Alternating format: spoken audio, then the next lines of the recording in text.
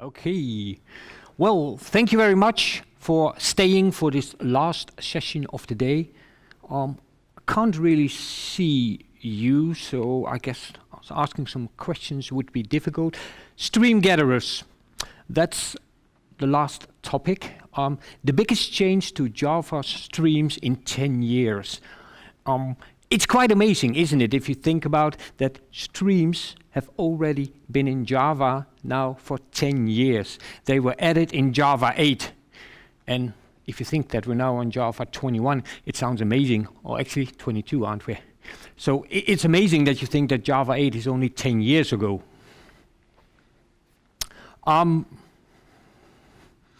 So I bet there's a lot of people here who kind of assume that streams have always been in Java, but they haven't.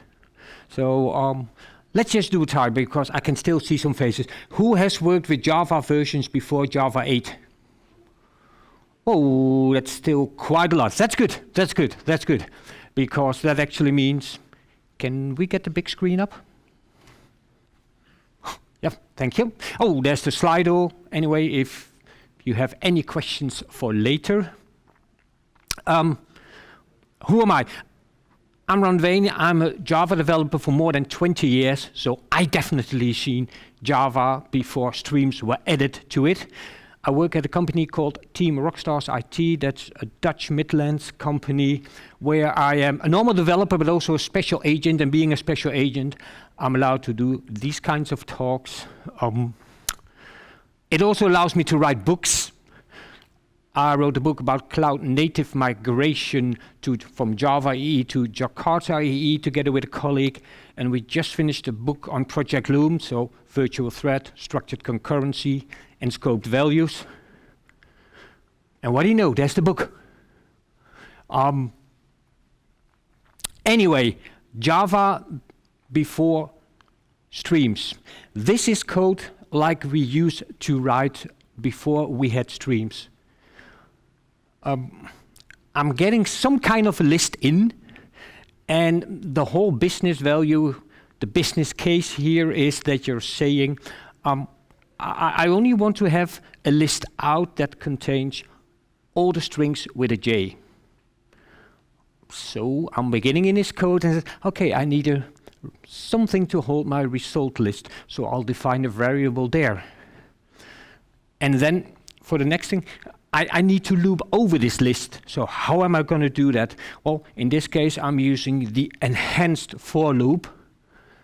And that was actually added in Java 5, I believe. Otherwise, you had to do the for loop with the index, which is even more horrible. And then once I'm in there, I'm actually getting to the business part, because there I want to make my selection. And if a record message matches or string matches, then I need to add it to the result list, which I am then returning. But if you look at this code, there's a lot of plumbing in there. There's a lot of code and things that you need to do without even having, it has nothing to do with the business value of your code, because the only business value is in here. You want to select on strings starting with a J, and possibly that you want to return that list. So there's a lot of code in there that is really, really not needed. And if you then look at the streams alternative, it is so much nicer, isn't it? Because it basically says, great, I have this data, make it a stream, filter on it, and return it.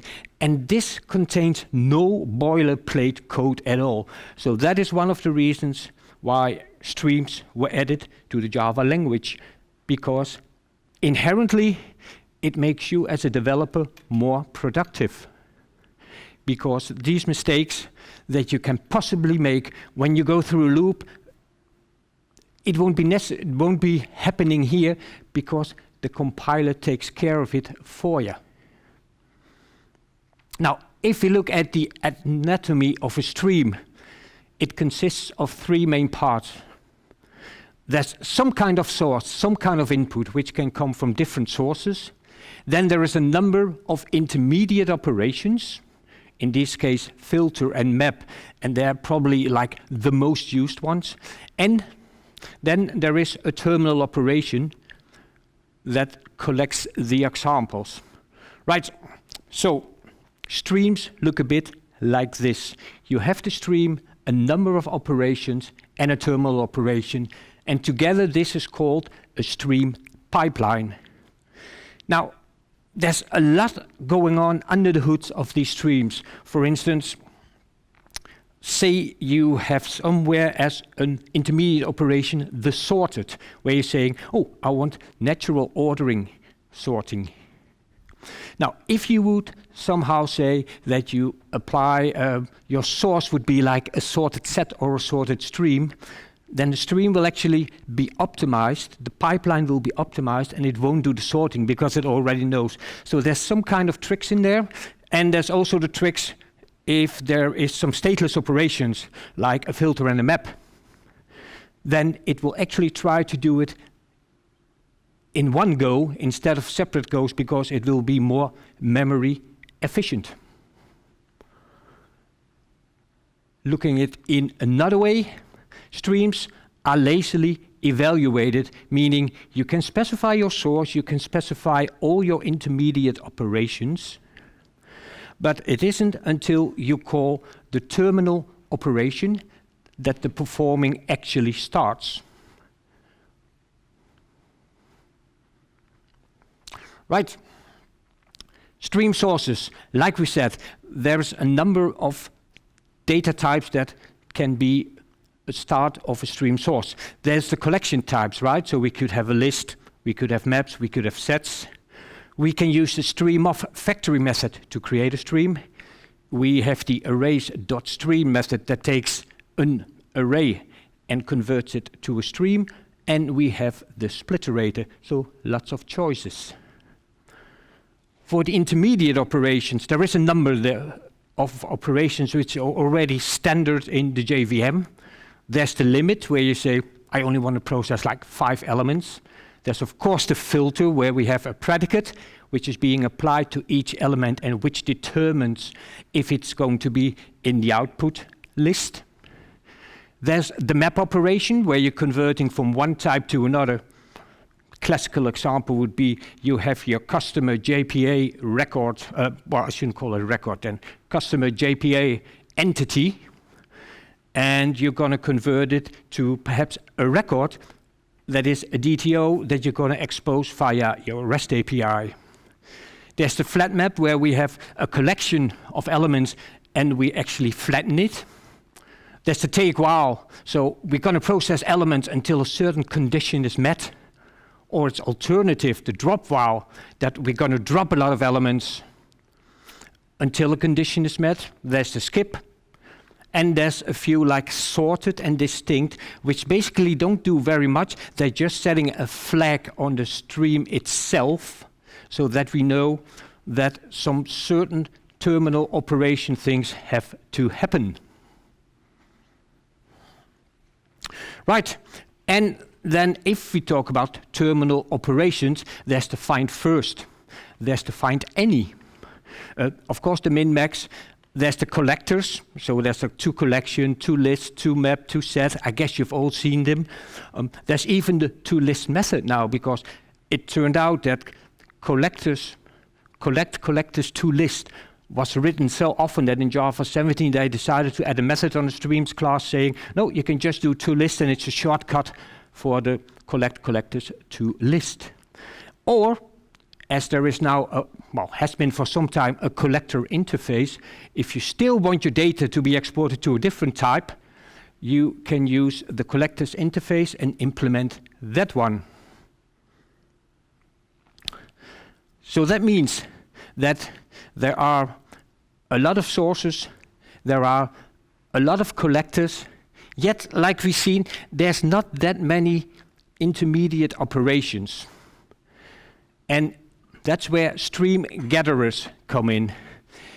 Gather is the one new method which is added in Java 22 to the streams framework. And basically what it does, you specify a gatherer. What a gatherer is, we'll get to that in a second. Here we're just specifying, okay, you should now execute a getter, and that is a getter.fold, which is one of the new types. It takes two parameters, a supplier and a buy function. We'll get to the details in a sec. And that is just how new getters or new intermediate operations can be executed. You can chain them, like you can do with any intermediate operation. So you can say getter A, getter B, getter C, and they will be executed in that order. Or you can even make them more fine-grained and then compose them, saying A and then B, which creates a new getter, and then you say A, and the output from that is then applied to and then C, and so on. So the last two are equal in execution. So there are a number of new intermediate operations which are implemented as getters. There's the map concurrent, there's a fold, a scan, a window fixed, and a window sliding. For some reasons, the JVM people thought, okay, these are really the intermediate operations that people are missing. We're going to look at some examples. Map concurrent, that's the first one. Well, that basically does what it says. It does its mapping, it just does it concurrently. So it parallelizes the mapping function that you normally have, and for parallelizing it, it uses virtual threads. And virtual threads, I think that's one of the cool features of using virtual threads. If you imagine you have to use a normal threading framework, the classical, now called platform threads, then you would need some kind of threading thread pool, right? So you would probably, I don't know, you would something like a fixed thread pool, or you have to create a thread pool, and you have to add it to the map concurrent as a parameter. But with virtual threads, the JVM creates the virtual threads for you. It will execute it, and then the virtual thread just dies. It will never be reused, and that just shows how easy it is to use these virtual threads, and how great it is that slowly we can see these functions being used together. So map concurrent, you can say, I want to run like 10 virtual threads at the same time, and the JVM will take care of it. The next operation that was added was the fold. And fold is just an alternative reduce method, basically. If you look at this example, we're having a stream with the values 1 up to 9, and we're calling the getter of fold. We're setting the initial value, which is an empty string.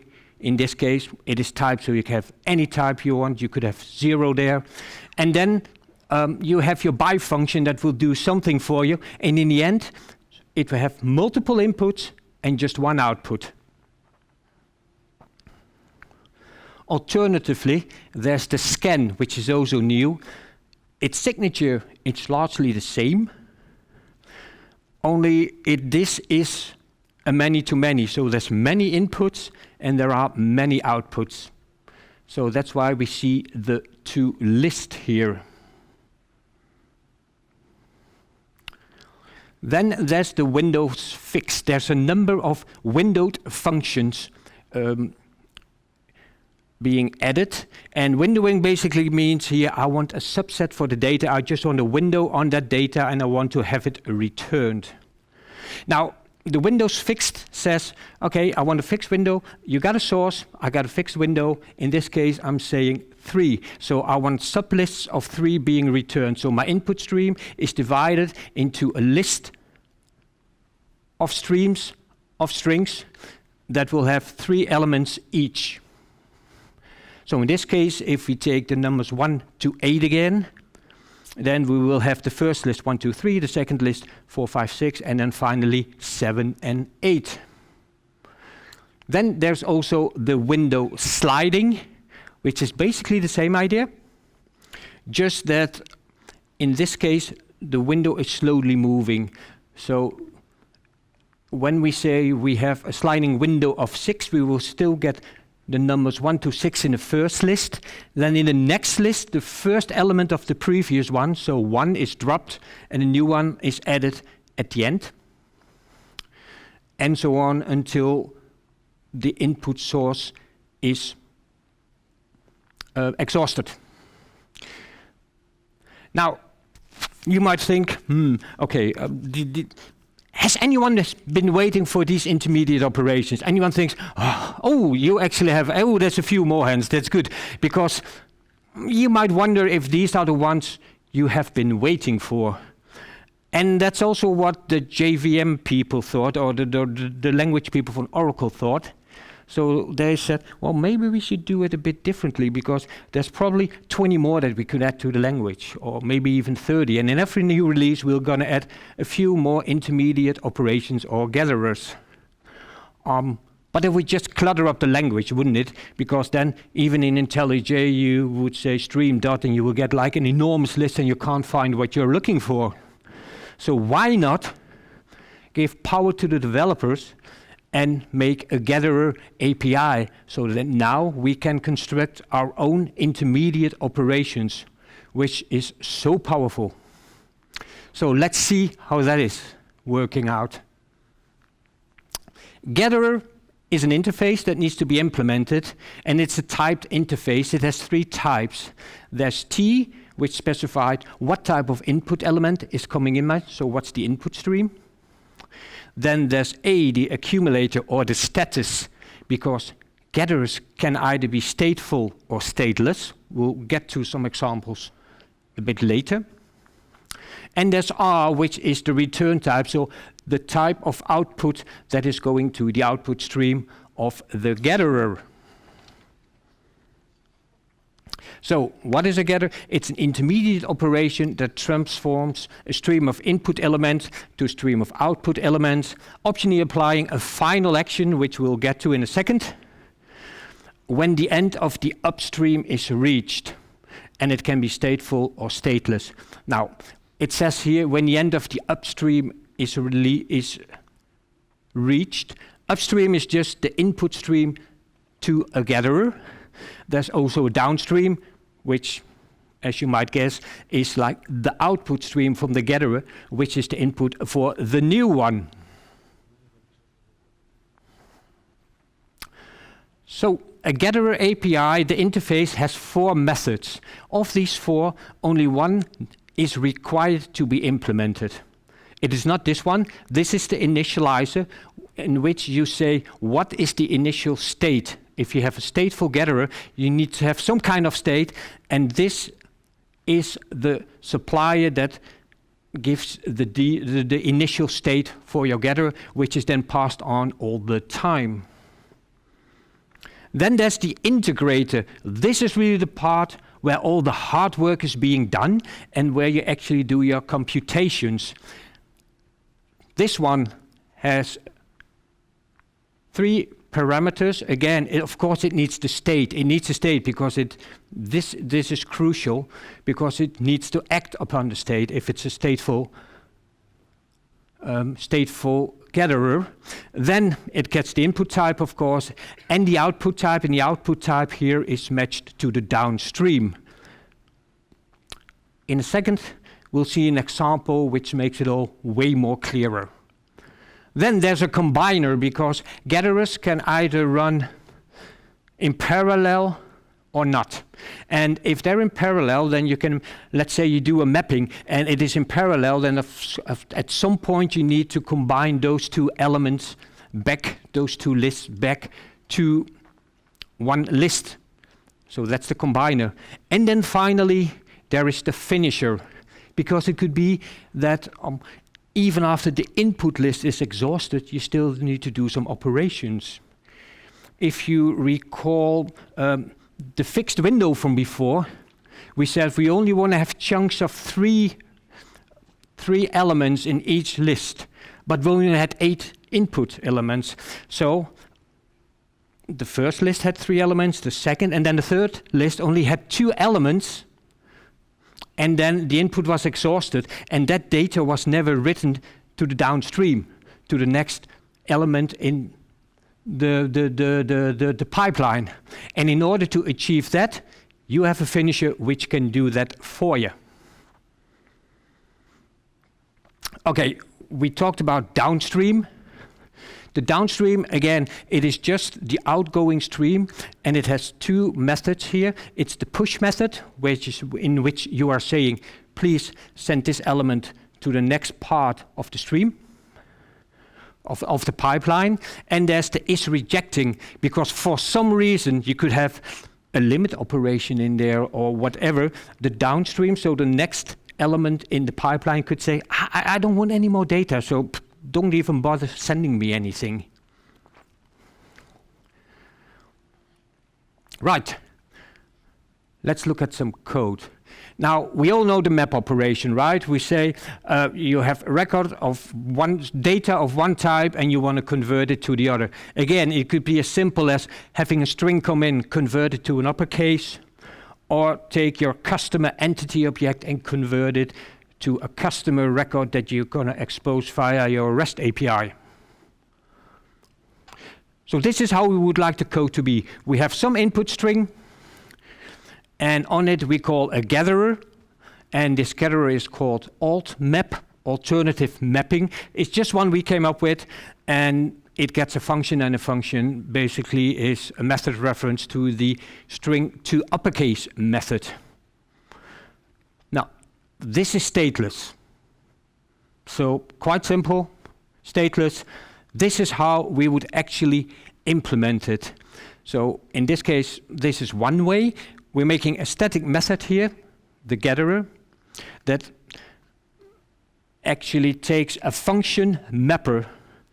And what we're doing then is that we're saying, okay, we're going to create an integrator. And again, it implements a gatherer interface. There were these four methods in there, where only one method was required. This is the required method, the integrator, and it takes three parameters. It takes the state, the current element, and the downstream. As state is not important because it's a stateless operation. I'm using the underscore here, which is a Java 22 feature for unnamed variables. So if you say, I'm not going to use that variable, you can now use an underscore there to signal that you're not interested in it. Anyway, I'm getting the current element, I'm getting the downstream. On this mapper, which again is a function, I'm calling the apply method, which will execute the function that was passed in as a parameter, in this case the to uppercase. That value will go into a result, and then I'm basically saying, you know what, I'm happy with this. I'm sending this down the stream to the next element in the next processing part in the pipeline, and then I'm returning true to indicate, to say, I want more elements. I still accept more elements. Later, we will get to an example where actually you don't want more data, and then you can return false. And finally, what we're doing here is that we're doing the return gatherer of, which is a factory method. I'm providing it only the integrator, and then the system says, okay, great, I'll create for you a stateless gatherer.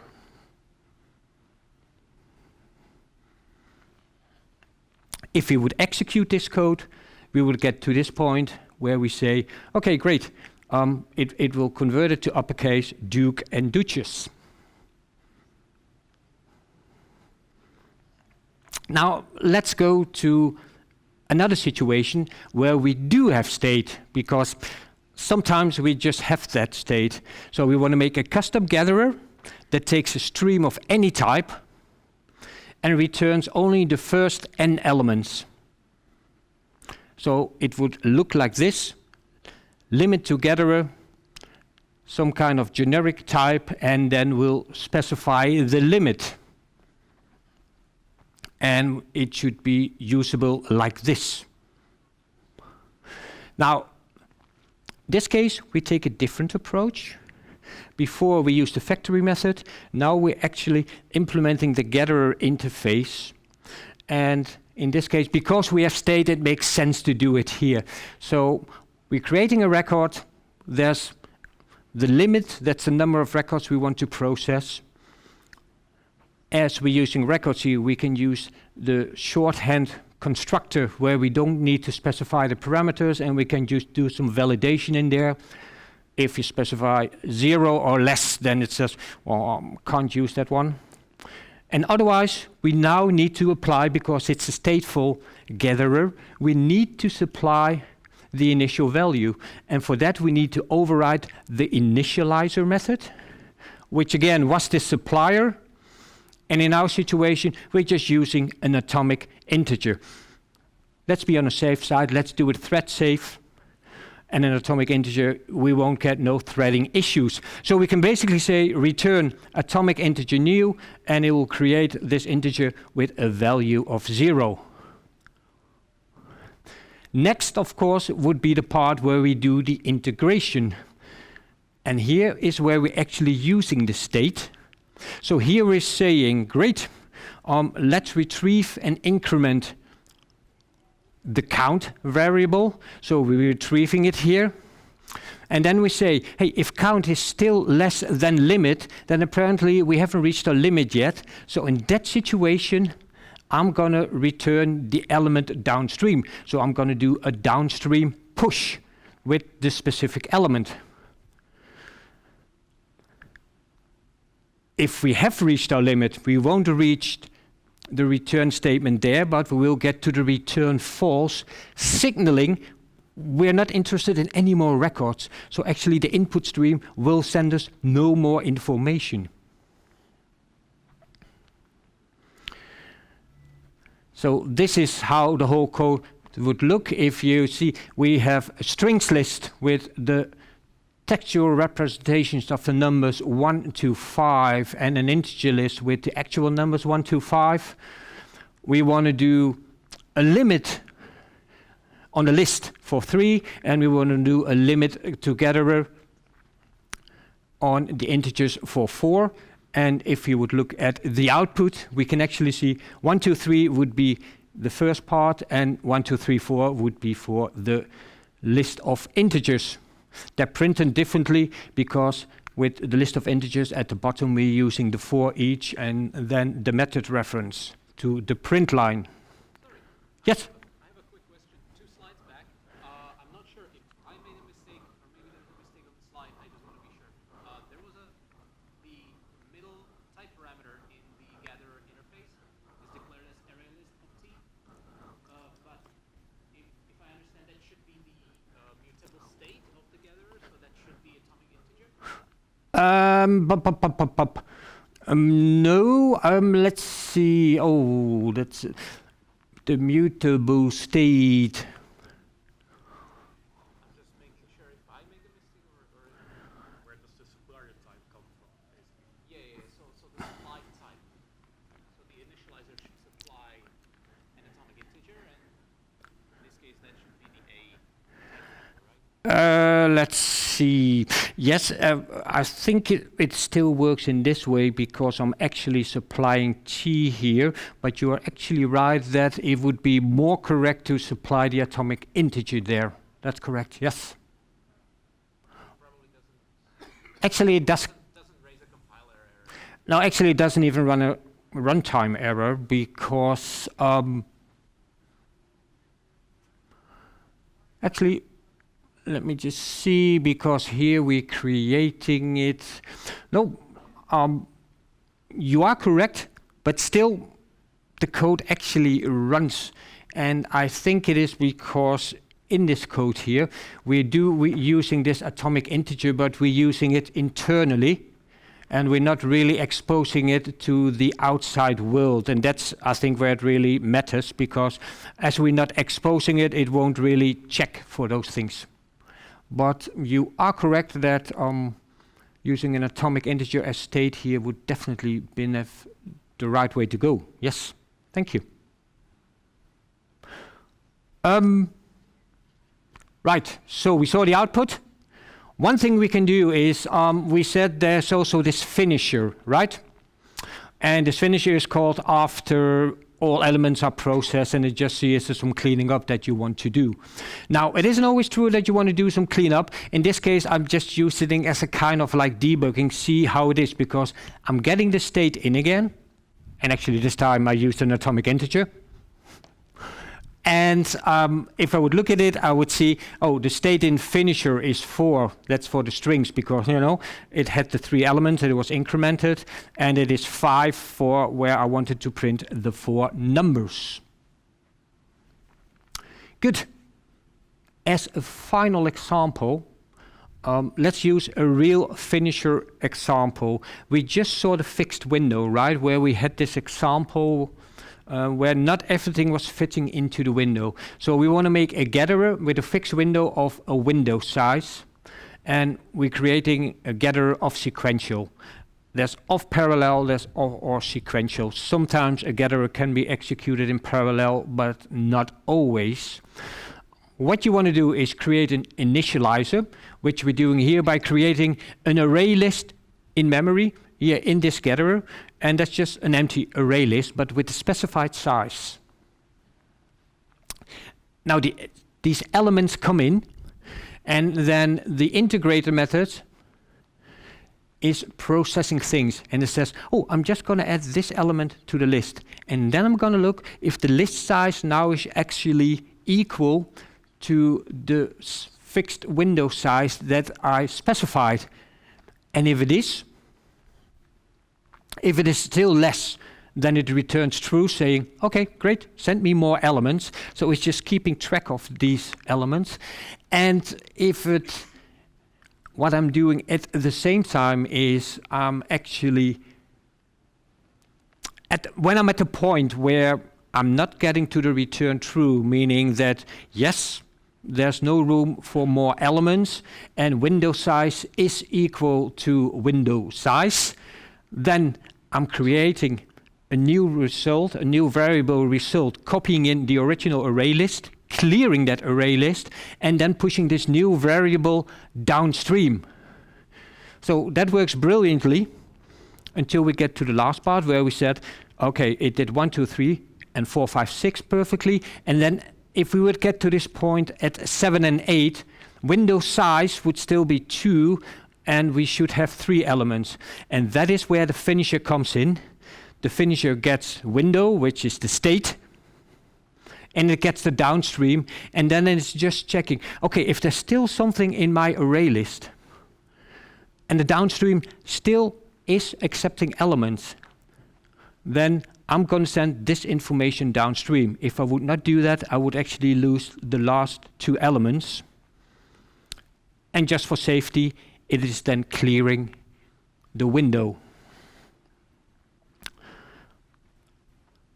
And that is basically all there is to stream gatherers. Now, I want to make clear, because we implemented a few, like we did the limiting thing, we did the mapping thing, alternatives, but they're not meant to mimic the standard intermediate operations that are already in a JVM. They are meant for you to implement your own gatherers and your own intermediate operations, so you can go as wild in there as you seem fit. And after all this difficult code, I guess it's time for us to have a picture of a cat. So, are there any questions? In the first example, you always return true. True, yes. And in the second, you return whatever came from downstream. Yes.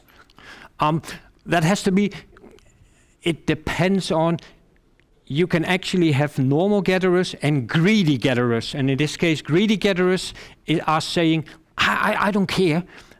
I want the complete input. That's why you always return true, so it will always keep sending new information. You can do both. If you want to be really safe, the best thing is to do downstream, returning the value from the downstream push, because then the downstream can also determine if it wants more elements to be sent to it. Otherwise, it would just be rejecting them.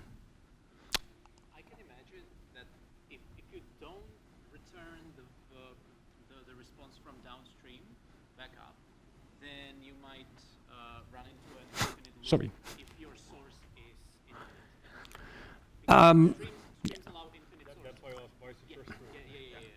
If you have a limit right at the end, and you have an infinite source, if somewhere in the middle you have a gatherer True. that doesn't like pass it back, then you will get an infinite. Yeah, just for the recording, probably if you would return true and you have an infinite source, then you would probably like hang up the code, because it will never get to that point. It always says, oh, give me more, and it will just do it, and it will never get to that point, even though it passes the elements downstream. Again, there's normal gatherers, there's greedy gatherers, and greedy just keeps saying, I don't care what, I want everything from the input stream, no matter how much. Are there any questions, or should I have a look at that here?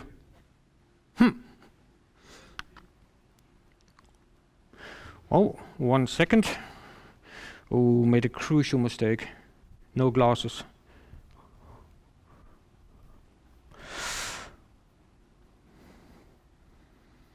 Copilot, that's probably not us, huh?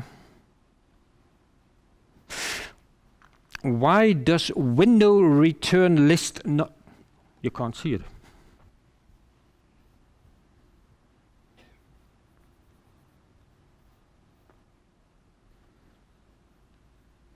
Nope, there it comes.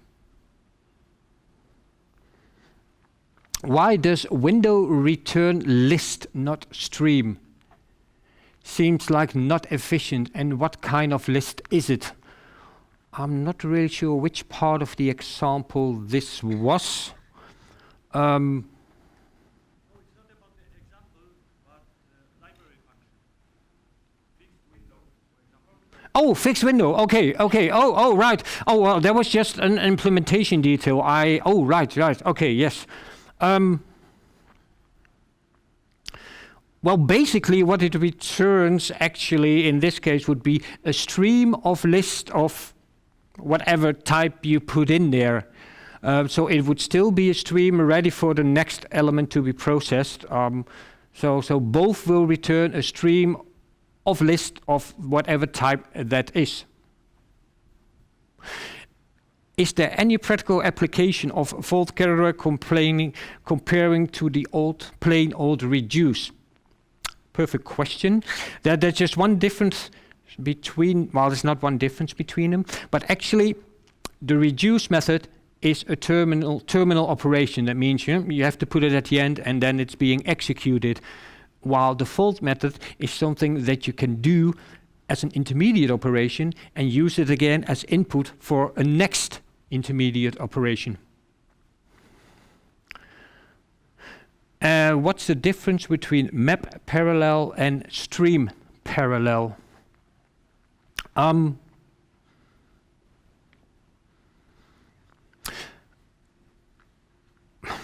not entirely sure. I think the whole idea about, well, one thing that you can do with the map parallel function is that you can actually can specify how many threads you want to have mapping your parallel thing, and also that it uses virtual threads, whereas the parallel function, I'm not actually sure, but I don't think, because it existed already in Java 8 and virtual threads just came in 21, so I guess it's still relying on the platform threads. So I would say that map parallel is more flexible because you can determine how much elements, and well, I wouldn't say it's more efficient, but it uses virtual threads, which are meant to be way more efficient.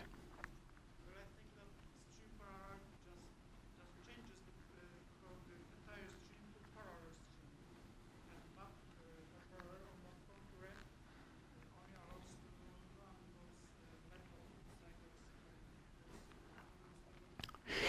True, but still, even if you change the whole, the remark was that the stream parallel changes the whole stream to parallel, or the whole pipeline, while map parallel only does this specific mapping in parallel. That's definitely true. But even if you classify a stream as being parallel, the JVM will still look and see, oh well, if there's certain operations which can't be done, like sorting and stuff like that, that can't be done in parallel because you need to combine those things again, then it will still not execute all the methods in parallel. But thank you for that addition. Stream parallel always runs on a common fork join pool, and you can't change it, and it is suitable for CPU-bound tasks. Well, thank you for that. And if there's no more questions, then thank you very much for staying here for the latest session, and enjoy the rest of the conference.